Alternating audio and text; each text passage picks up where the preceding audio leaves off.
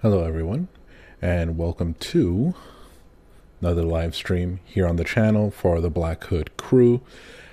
I am Darkness30XX. You can see names are above. You got Twitter, YouTube, Facebook. You can also find me under the same name on, of all places, TikTok. Yes, I know, TikTok. So before we dive into tonight's subject, about the name change as opposed to what I had before, the gaming dad. I'm going to dive a little bit more into that. It needed to be changed, just what I've been doing mostly now as opposed to gaming has been these talks. And so the name had to change to accommodate as for the Black Hood crew. That's a group that I'm starting. We're going to start bringing in creators, content generators, and get these people under the same banner, all generated content across all types of subjects. And we'll go from there.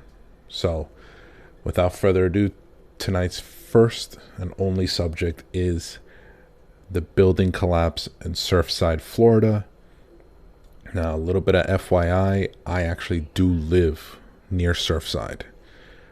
It's maybe about 10-15 minutes away from me, with some traffic a little bit more. And given South Florida, traffic is pretty abundant.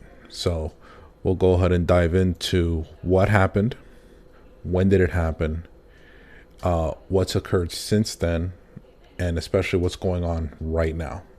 We'll also dive in a little bit into the end about some of the theories as to why it occurred, and some of the more prevalent conspiracy theories about the event itself. So let's go ahead and dive in. So as you can see here, this is from CNN. Out of the many people that were killed when the building collapsed, they were able to identify 97.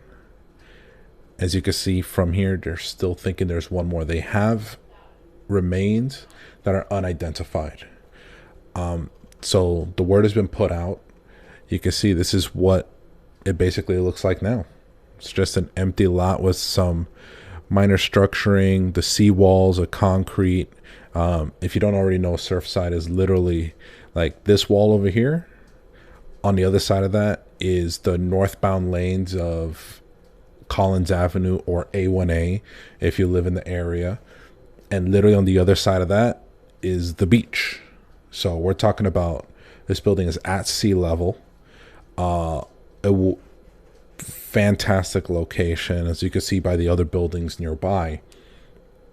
And it was just, well, a tragedy more than anything else. So like I said, they're still looking for bodies. This originally occurred on June 24th, so almost a month ago, tomorrow basically. Tomorrow being July 24th. So this building fell, a bunch of people died, and search crews immediately started combing through debris, trying to see if they can find any survivors. There was one child that they found. I believe they were 14, 15 years old. They managed to get them out. However, that child's mother, who was with them at the time of the collapse, did not make it. So condolences to that child and to her family. This is what the rest of the building looked like almost immediately after the collapse. Now that part of the building is no longer standing. It was about maybe 2 weeks ago or so that they actually brought down that other half of the building, simply because it was not structurally sound, and the fact that it could have collapsed at any time afterwards would have endangered rescue crews as they went in to search for any survivors, which by that point I didn't think they were looking for survivors. Just in terms of the recovery, the remaining part of the building would not have been prudent for it to stay standing. It was not salvageable. So since the rest of the building's been cleared, all the debris, they're basically looking for anything that might have caused this building to collapse. We're going to dive into those theories in a little bit. So you can see here, this is from Channel 7 News. This is the local affiliate for Channel 7. This is a sky view. You can see this section right here is of the building, the part that collapsed, with the remaining part before it was taken down here. So you can see here, at least 98 victims have been recovered. 97 have been identified, as CNN reported. There's still one remaining. You see Collins Avenue has been shut down. I actually drove by there not too long ago. So there is a flow of traffic going southbound. Northbound is completely blocked off, but southbound traffic is going. But they took what is normally a 2-lane southbound on Collins and divided that in half. They started detouring northbound lanes to take half of the southbound lanes going north, the other half continuing south. So if you drove by there anytime recently, it was an absolute disaster to get through there.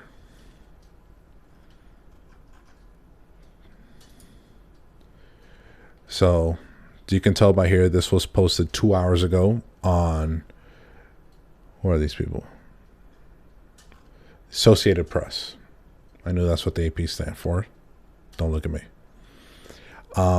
They're reporting now that they're basically shutting down all forms of recovery at this point. Now it's basically cleanup. They're going to get the last of the debris, clean up the site, and see what it goes from there.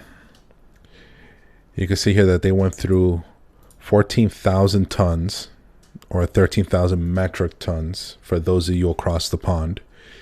We're talking about concrete, rebar, personal belongings, furniture. We're just talking about like a huge amount of stuff, because you have to remember, people were living there at the time of the accident. And as you can see here, you know, it's one of the firefighters who were there working. They gathered people from all the neighboring counties, all fire rescue, firefighters, police, anybody that can assist to come in with the recovery. But now at this point, since that has ended, those crews are being sent back home, and now they're specifically dealing with the cleanup and aftermath. Yeah, it was pretty bad. It was pretty bad. You know, you got this, you know, fairly tall building, a very upscale area, suddenly just collapsing. And, you know, it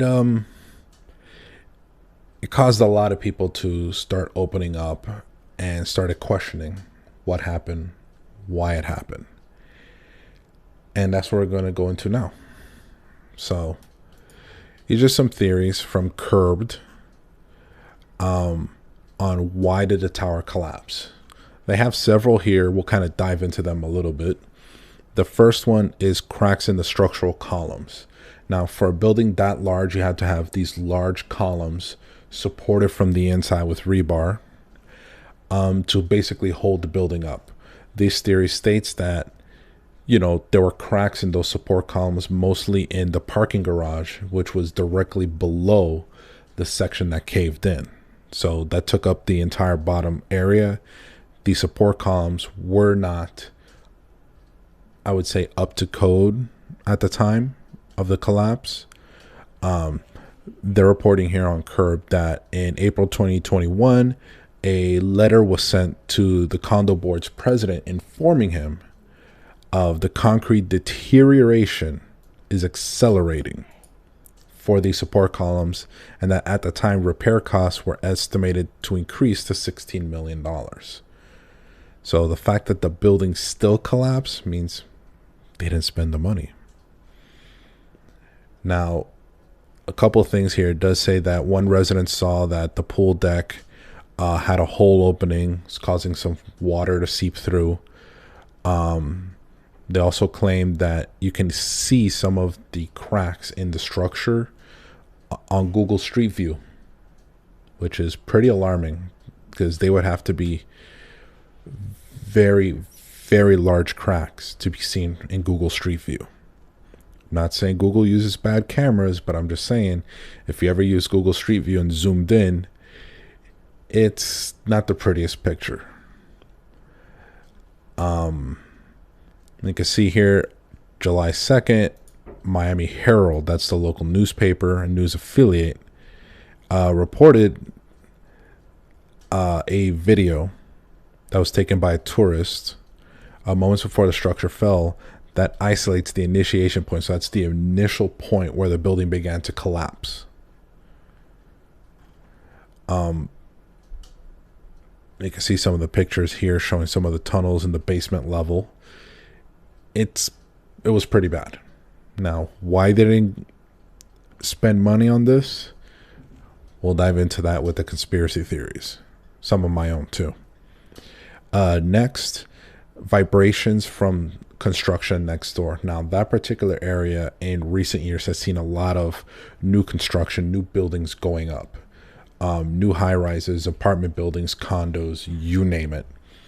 And this basically is just a lot of noise and a lot of vibrations, especially when the area, the actual ground itself, is not the most stable given its proximity to the water and the beach. So we're talking about a lot of loose sand is basically a lot what these buildings are built on. You can see right here that literally across the street you have 1187 Park, which is going to be a new 18-story 71 unit luxury tower that was being built. During construction, the residents at Champlain Towers complained about the shaking and vibrations, with one condo board member writing to Surfside officials in January of 2019. So we're talking about over 2 years ago that this was made an issue. Now, do I think vibrations from nearby construction could have caused this?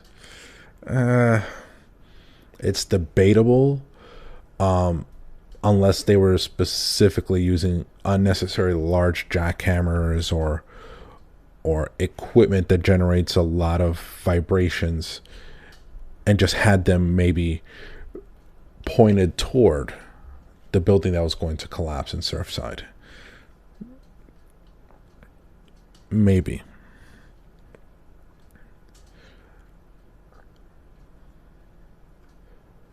So next would be barrier island erosion. Now, Surfside, like much of the populated corridor in South Florida, we're talking about that A1A Collins Avenue section, is literally located on a barrier island. So this is a piece of land that is actually detached from the mainland, connected via bridges and whatnot. If you've ever driven through that area, you know, no matter what direction you're coming from, west to east, north to south, or south to north, you have to go over a bridge, usually a very large bridge. And that basically is that you're on an island, an actual separation from the mainland. So because it's on a barrier island, a lot of the land is sand, or at least some of the geological structure underneath is very loose sand based. You can see millions of people live there, even though with every storm, every hurricane, every rainy season, the island is literally being reshaped. Let's just say you're not going to find me living there. Even if I had the money, which I don't. Even if I did, I wouldn't live there, simply because it's not close to anything. really. It's mostly just very tall, very pretty buildings, and nothing nearby. You would have to do some fair traveling to get to anything nice. And even then, what is close by, not for somebody like me. So next, subsidence exacerbated by sea level rise. Now, this dives into man-made climate change, which, if you're not a believer of that, you can leave right now. Simple as that. The effects of man's expansion into new territories, technology advances, have caused the overall temperature of Earth to increase. It's not by a crazy lot. We're not starting to burst into flames out in the road, but it's enough, just enough, where you're starting to see the ice caps melting north and south. And when ice melts, it becomes water. And now that water is added to the ocean, causing sea levels to rise. There's going to be a time in the future, hopefully not the near future, where we're going to see parts of low-lying areas. We're talking about South Florida, southern parts of Louisiana, Alabama. It's just going to be underwater. So unless some of us grow gills or just get better at swimming, we can't live here anymore. So why people are moving down here, buying property down here, businesses coming down, I guess is as good as mine. But as you can see here, the tower was built on piles, meaning that if even one was not properly anchored, the structure could be impacted by settling or soil incongruities. So these piles, they're not talking about like a pile of stuff, like a pile of dirt, a pile of rocks, actual column piles that were dug deep into the ground. That's what the building was on top of. If they were not properly placed, as it states here, they would be impacted by the water rising and loosening of the sand, which essentially all of this is being built on, has been built on, sorry. It is going to be crazy going forward to see what they do with the space. But if they were smart, turn it into a park or something. Use the space for something agricultural. A park, some, like a garden, something along those lines. One, it would look nicer for the area. Two, if it's not being built up, it can't fall down. Makes sense, right? Next, we're talking about shoddy construction practices during the 1980s building boom. Now, what they're talking about specifically here is during the 1980s, of which I'm from that decade, there was a huge boom in construction, specifically in all of South Florida. We're talking about new businesses, new high-rises, new everything being built up, and fast.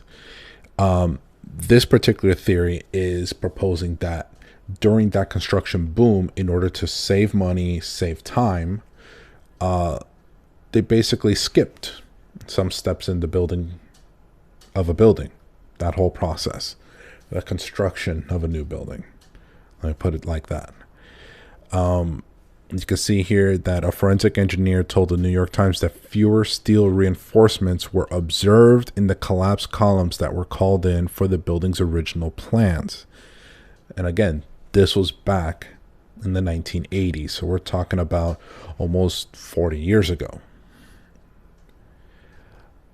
And I just dated myself. Fun. You can see that, buildings went up fast, cheap, and under-regulated, which means there was nobody overseeing these construction projects as they were being done. They would basically sign off, hey, okay, you got plans, you got materials, dale, go to work. Call me when it's done. But no one during the process is standing there making sure, hey, you need to put more of this there, you need to use more of that there. more beams here, more rebar there. You know, let that set before you continue construction. You know what I mean? A lot of that stuff is just, it wasn't done. And now we move on to sinkholes. Now, for those of us that live in places where, you know, these have happened, let me describe it to you. What it basically is a section of the ground underneath a structure, a street, a home, somewhere. The area underneath, the actual dirt underneath, has collapsed due to erosion.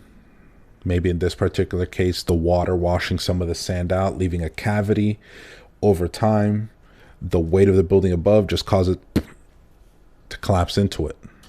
In other places, this is due to mining tunnels, coal mining specifically. In a lot of places, they dig these tunnels, they're not properly supported for what's built on top, or say when they were originally dug, the supports at the time were more than enough for what was built above, homes, small businesses, things of that nature. But over time, new construction over those tunnels caused the supports to no longer be adequate, thus boop, falls right into the hole. These sinkholes are very dangerous. 9 times out of 10, they have water in them. So if you fall in a sinkhole, the likelihood of you being found is almost zero. Yeah, you basically disappear off the face of the earth, never to be found again. This has happened before many times, sadly, where people are caught in a sinkhole, either in their homes, in their cars, or literally just walking down the street. Sinkhole opens up underneath them, and within seconds, gone. It's sad, but it does happen, and this particular theory covers that happening here. Again, due to the erosion of the substructure. Talk about the dirt underneath the building, underneath the concrete, underneath all of that being eroded out, and just the weight of the building causing it to collapse on itself. And you can see here, number 7, a seawater weakening the structural rebar. Now, if you ever seen a piece of rebar, a piece of metal, usually about that fat around, ribbed, not for her pleasure, made usually out of solid steel. When they do new construction, what they do is they build up a framework of what is going to be made out of concrete, usually with wood. 2 sides will act as the outer edges of, say, a wall, right? Plywood here, gap in the middle. That gap is then basically giving a structure of rebar. Rebar crisscrossing, going upwards in all directions, so that when the concrete is poured in, the rebar is encased. Now, concrete on its own is strong, but under certain weight or extreme weight, it'll crack and break. If you ever taken like a hammer to, say, a cinder block, that's what we're talking about here. There's no support structure in a cinder block, so you take a hammer to a cinder block, one swing, and not even a hard swing, will cause it to break. So what ends up happening is, by putting rebar in this concrete before it's poured, you now have a solid structure that is supported from within, which is the hope that people use in construction going forward, is they do that. In this particular case, water seeping into the concrete through small cracks, because water gets everywhere, eroded that rebar, thus removing that support structure from the concrete and ultimately causing it to fail, possibly leading to what occurred. Now, again, these are just theories. proposed ideas as to what occurred. Is this definitive? No. Could it be one? Maybe. Could it be a combination of any of these? Or even all of them? Absolutely. Personally, I'd like to go with another idea. And it kind of stems from one of these. Given the age of the building, pushing almost 40, maybe more years, that these deficiencies were apparent and known to the people involved, to the people that owned the building, to the people who oversaw repairs on the building. But that they turned around and neglected that in order to not spend the money required to fix it. See where I'm getting at here? So any of these issues could have been it, or all of them. But the fact that they neglected to address them is a problem. And that's going to lead into the conspiracy theories. So, personally, this one we'll tie into in a little bit, but let me just speak a little bit more on what I'm coming from. Is it just pure greed, basically? You know, the $16 million quote from the first theory in fixing those columns that had the cracks that you could potentially see from Google Street View. Would you rather spend that and have the building fixed, or not at all and just continue to pocket the profits? In this day and age, you're starting to see more and more people in positions of power and positions of influence who would rather make decisions that only benefit them. If that means skipping out on repair costs, skipping out on proper inspections, then they'll do it. But ultimately, that's what it leads to. These buildings coming down. We had that issue some years ago. I believe some of you have heard about these bridges that were collapsing all across the U.S. This wasn't just one place specific. That's what it basically came down to, is inspectors were not being sent out. They were not taking a look at these buildings, and ultimately these buildings were falling with people on them and people under them. People died because nobody wanted to spend the money. No one wanted to spend the time to do what needed to be done. And ultimately, and something I always talk about, especially with my friends outside of this, is this country as a whole is always reactive, but never proactive. Now, let me clarify that a little bit for those of you that don't understand what those words mean.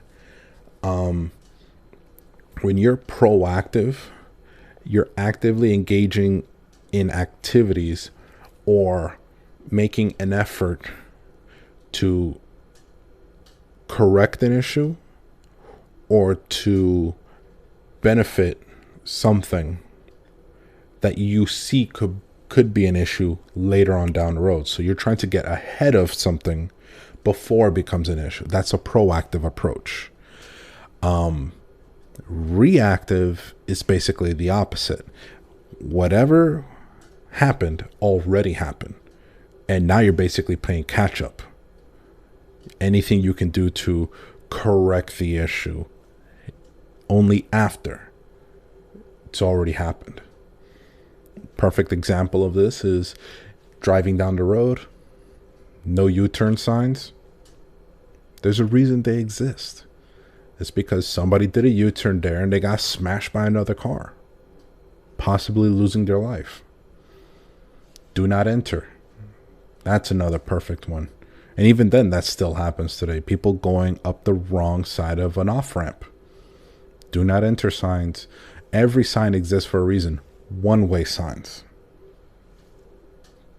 See what I'm getting at here? There's plenty of that going on in this country. Everything is reactive, never proactive. And I'm talking about simple issues. This building collapse could have been prevented. All they simply had to do was just see the issue and address it before it became something worse. Instead, they did it. And this is the result. So, it is what it is, unfortunately. Like everything else in this country, it's reactive. So now they're picking up the pieces, trying to figure out why it happened. But here, we're going to start diving into this. This right here is what you would see, or what would come to terms as a conspiracy theory. This one's a bit of a big one. Now, for anybody that knows, John McAfee created McAfee antivirus. Yes, that McAfee. Now, if you have that now, I would say switch it out. McAfee antivirus is complete garbage, and even the creator, John McAfee, stated so some years ago. Little tech tip there. But in particular, this theory states that he had a unit. He owned a unit in this particular building. And it says right here, conspiracy theorists are attempting to connect the death of antivirus software entrepreneur John McAfee to the Florida high-rise building that partially collapsed on June 24th. Now, John McAfee died in a Spanish prison on June 23rd. The building collapsed the next day, the 24th. Now, is that enough for it to be, connect the dots, go the whole conspiracy theory, set it up on the wall? No. But what is an issue is that at the time, supposedly, before it, John McAfee posted on social media that he wrote this right here. So if anything ever happens to me, please know that 31 TB, that's terabytes, of files I have are located on hard drives in my condo near 88th Street and Collins Avenue, just north of Miami Beach. The problem with that is that he never wrote it. So even though the name on the tweet, if you ever worked with Twitter before, Twitter gives you a name, a handle on Twitter, and of which you post. Every post you make is tracked and recorded. They went to his official Twitter post, to his original official Twitter profile that matches the tweet's origin, but he never published it, which means he didn't write it and it was never posted. What this was is he did this. He did two tweets, one of which had a same timestamp as a purported screenshot, indicated it could have been the template for a digitally fabricated tweet. For anybody that's ever dealt with Photoshop, that's what we're talking about here. Somebody took his original tweet, same time and day as the fabricated one, and basically got rid of what he wrote and then wrote that crazy mess. The only McAfee tweet about the 31 terabytes was from June 9th of 2019. We're talking about 2 years ago, which he claimed that he owned incriminating data, quote, on corruption in government. But he never said where they were located. The problem is that people wanted to associate his death with the collapse of his building and the destruction of that data. The likelihood of that is very low, simply because he was in Spain at the time, in jail, And he never, ever stated where this data was. Now, I didn't say it was impossible. I just said the likelihood is very, very, very low. Given the fact that this building was not one of the flashier ones in the area. It was just a regular building. You can see from some of the pictures, like here, nothing very remarkable about it. It wasn't designed to be anything flashy. It didn't appear as anything over the top. Given the area and some of the surrounding buildings, if you ever driven through there, you know that some of those buildings are very flashy, got these very modern construction looks to them. They're very, very upscale, luxurious. This one, not so much. Very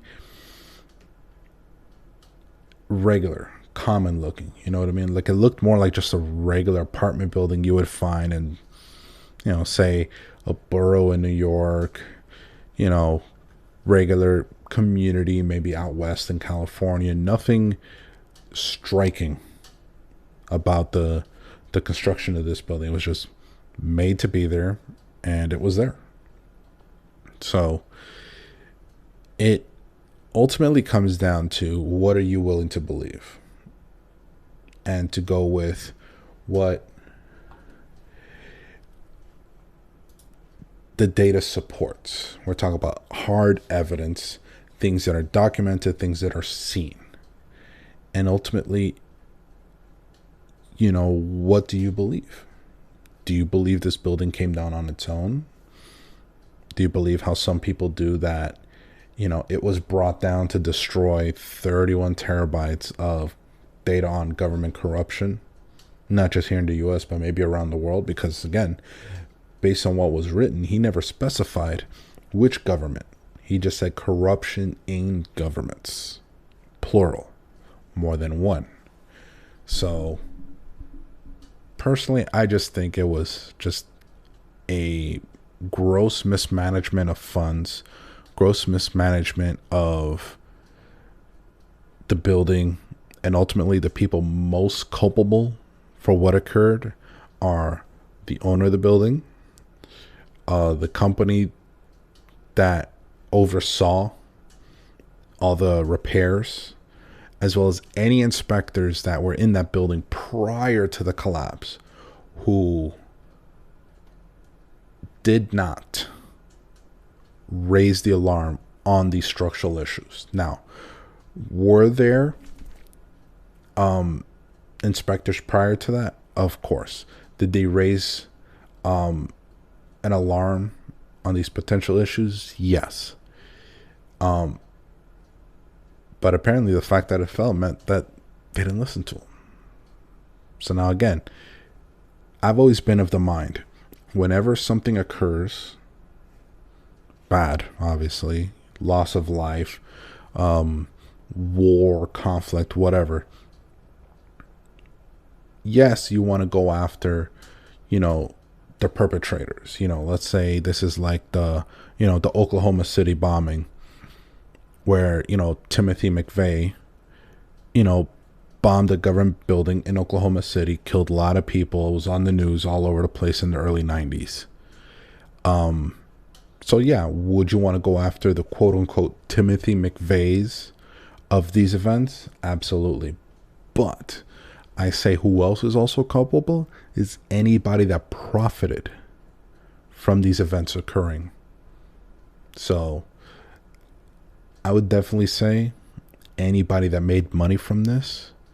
I would say in insurance payouts, anybody who sought to gain financially from skimping out or entirely skipping out on putting money toward repairs, toward inspectors, anything of that nature. Yeah, I say they're just as culpable as, say, somebody who took a bomb to the parking garage. You know what I mean? Just, if you're making a profit, or if you in any way, shape, or form benefit from what happened, then you're part of the problem, man. Sorry, that's just how it is. If you can go through life and look at somebody in the eye and tell them everything is all right, knowing full well that you're the one specifically causing problems that people are suffering from, you know what? Maybe you need to look at yourself in the mirror and think long and hard about who you are, what you stand for, and what you stand to gain, versus what you're willing to do to get to that point where, you know, you're making some extra money. But why? How? Is someone getting hurt in order to do it?